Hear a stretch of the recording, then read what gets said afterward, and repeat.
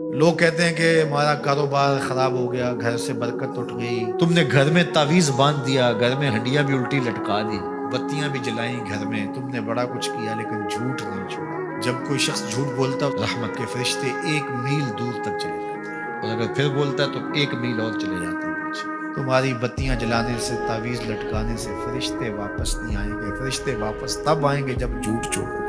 تو جھوٹ چھوڑو، رحمت کے فرشتے نیڑے آ گئے تو رحمتیں برسنا شروع ہو جائیں۔ تو ہم بیماری اور ہے، علاج اور کا۔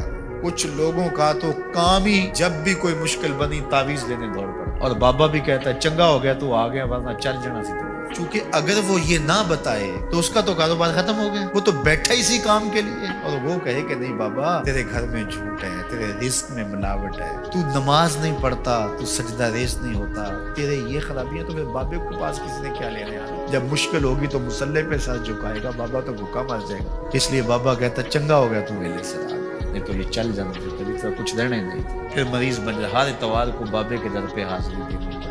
چھوڑو بابوں کو، اللہ کی چوکھٹ پہ آ جاؤ۔ 5 گانا نماز شعار زندگی بنا لو، دیکھنا گھر میں برکت اترے گی۔ جھوٹ نہ بولو، فرشتے رحمت کے نیڑے آ جائیں۔